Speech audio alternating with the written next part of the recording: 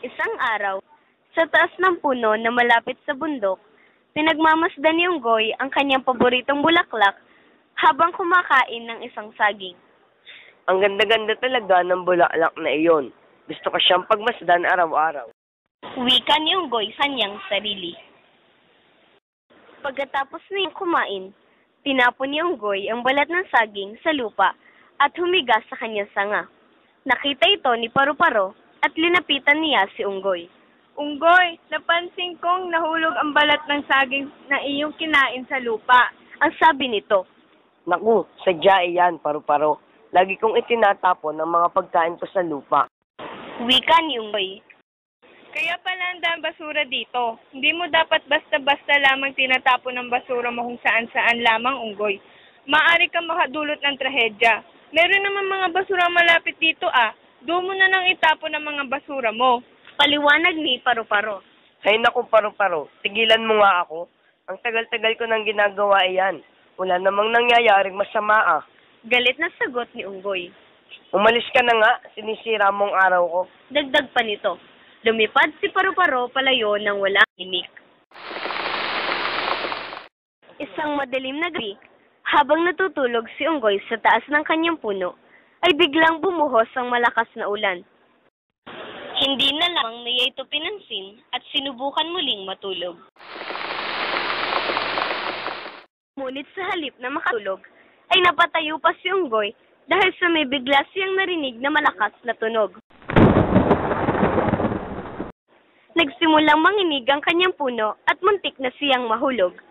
Napatalikod siya at nabigla na lamang sa kanyang nakita. Lupang bumubuhos pababa mula sa bundok. Isang landslide! Wala nang magawa si Unggoy kung hindi ang sumigaw. Tulong! Tulungan ninyo ako! Sigaw niya. Tumumba ang kanyang puno at nahimatay si Unggoy. Ito ang resulta ng pagtatapon mo ng iyong basura sa kalikasan, Unggoy.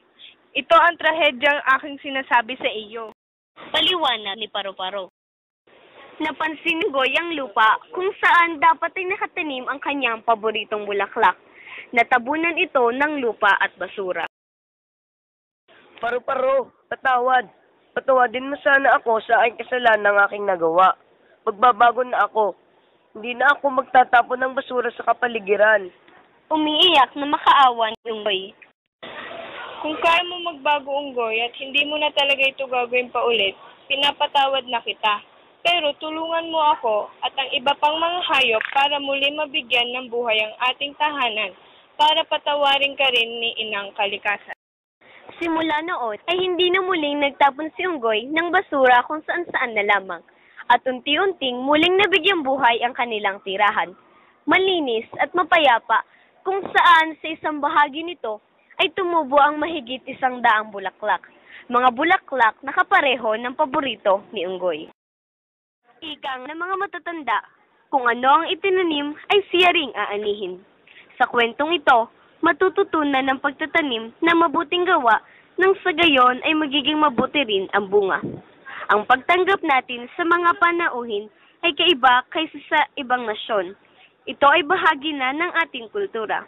Dahil dito, nakapagtanim tayo ng mabubuting gawa sa ibang tao. At ang kasunod na nito ay ang mabubuting bunga.